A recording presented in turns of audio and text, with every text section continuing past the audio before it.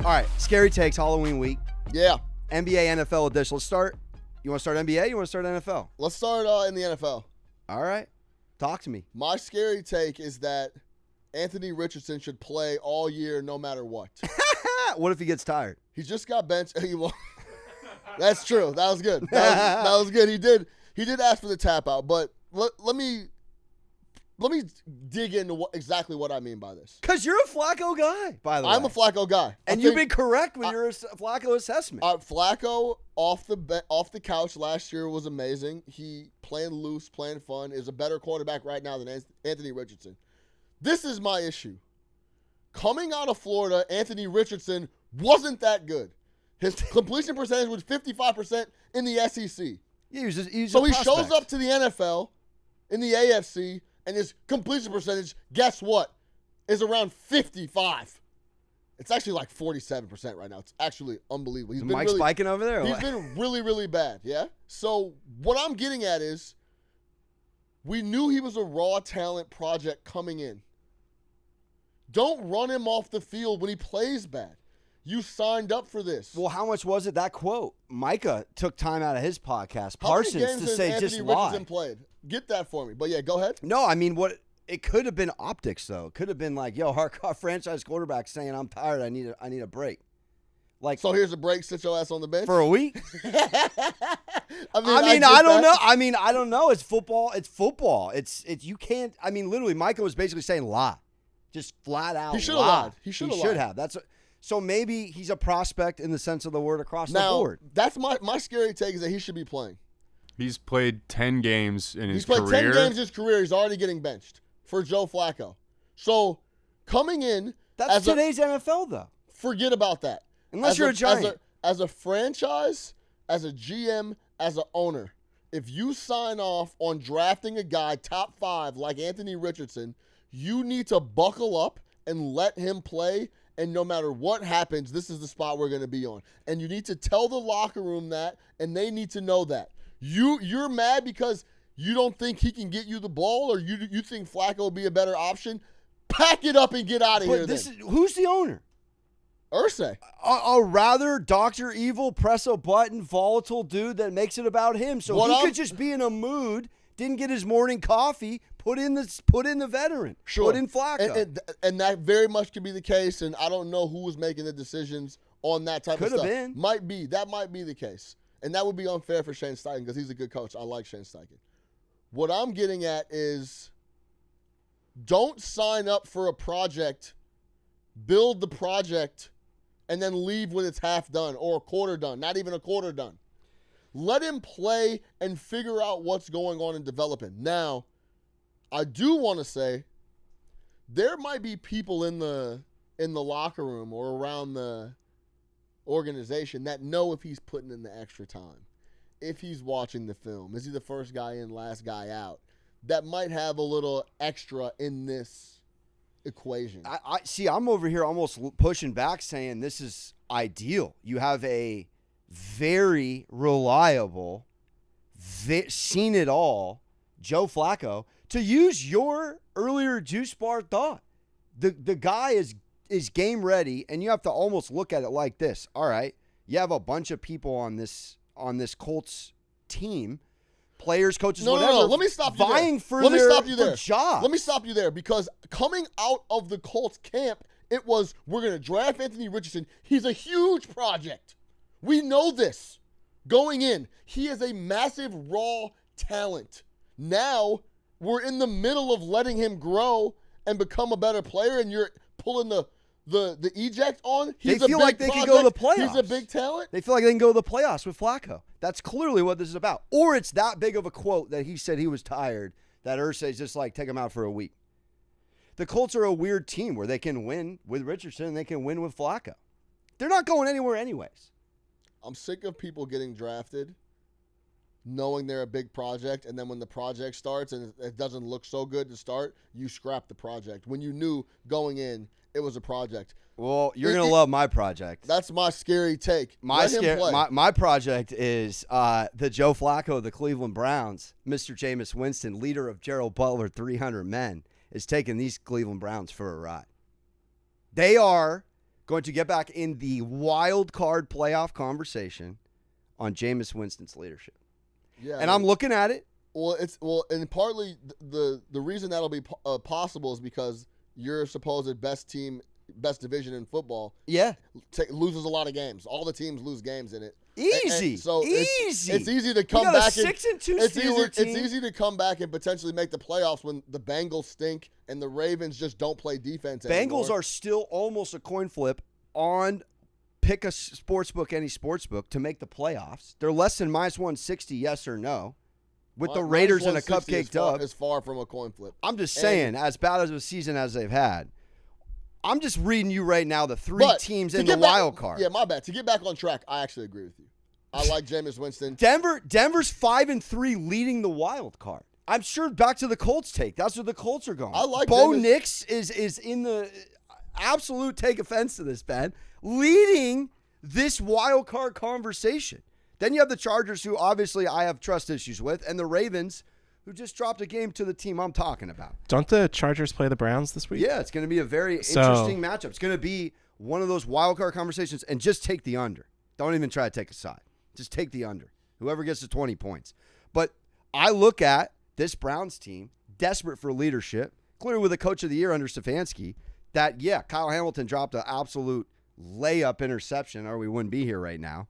But that might be the power of prayer, Mr. Little. Jameis Winston. That's just Jameis Winston preaching, baby. Yeah. I mean, his unwavering faith in himself and this team is unbelievable. It's the best accidental B story in the NFL script. It's Jameis Winston. It wasn't accidental.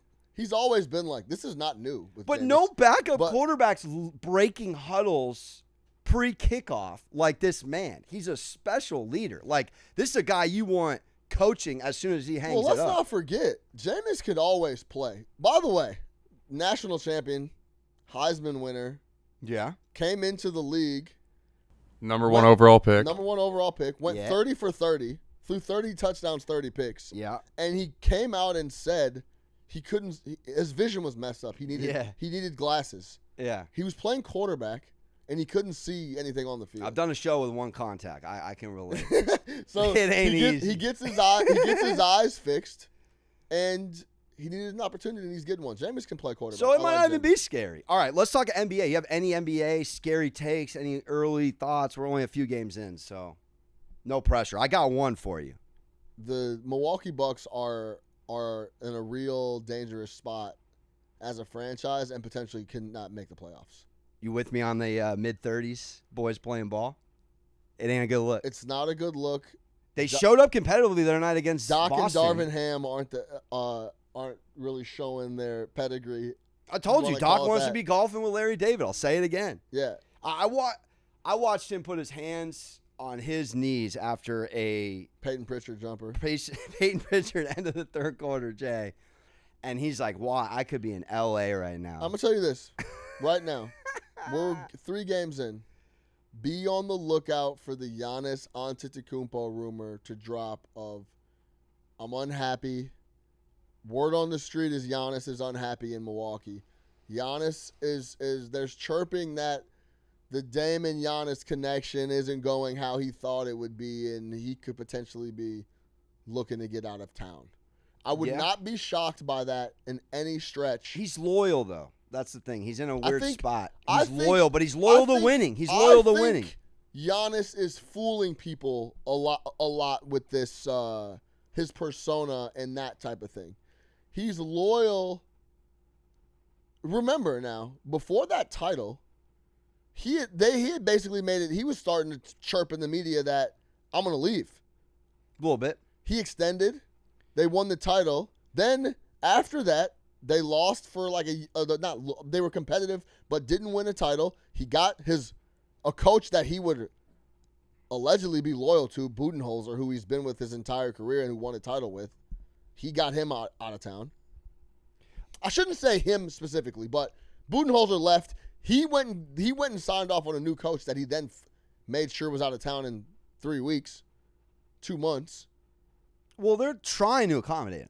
Like, again, to the Budenholzer thing, to the Drew Holiday, Lillard trade, like, they're trying things. They're not working, but they're trying. But what I'm getting at is Giannis can be cutthroat just like everybody else in the NBA. This isn't the only freak difference, Greece guy that used to. Yeah, the only difference is that they drafted him as a prospect. He was a kid. Now he's a man. Same team, small town. So you're from the Midwest. That counts for something.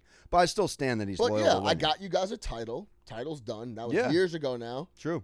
I got back-to-back MVPs in a Milwaukee Bucks jersey. I wouldn't be shocked if his time has run out in Milwaukee, and he's like, I wouldn't be mad if I got sent somewhere else. How about that? Right after the title, he said, I'd be open to playing for the Bulls down the line, and that made some waves because it was kind of out of nowhere. But he said he'd be open to it. This has been, like, festering. So, yeah, I mean, Giannis, I'm not saying he's not a great dude and all that, but this, like, friendly Greece guy that's just happy to be here doesn't exist anymore. I got you. All right. I'm of the belief that Embiid's little not playing back-to-back it's just going to be a two-pronged effect. It's going to hurt Philly immensely. And then for guys like LeBron, who's now 40, putting up triple dubs on a back-to-back against these lowly Kings, it's just going to change the NBA. You already saw the boys on TNT talk about it a little bit, Barkley and the guys. You know, real people, real Americans with real work weeks, and we play 4 times a week, and we can't.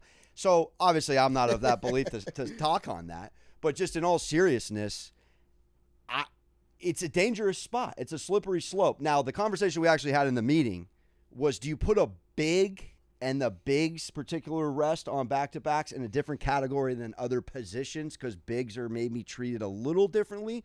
Or are we sitting here and going, all right, if Embiid's going to sit here and do this, he's one of the faces of the league. He's a top 5 player. He's an MVP candidate, and he's going to go on a pitch count.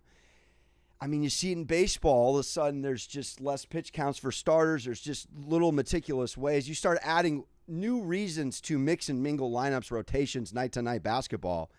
I fear that this is going to rock Philly in a negative way, even though it could be positive because you're playing for the playoffs when it really matters. Yeah.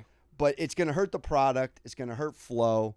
And it's going to help cases for guys like LeBron playing back-to-backs and help them maybe make the case more for LeBron said he's just playing 99 82, out. I heard he said he's playing 82. So I guess the take is that this approach is dangerous for basketball past just a little Philly 76ers locker room. Your thoughts? Yeah, I mean, of course it's dangerous if you can just come out and announce that you're not going to play in specific spots that the NBA schedules you to play. Yeah, I mean, how do we feel about that? I mean, I don't give it any additional credence because it's a big versus a guard.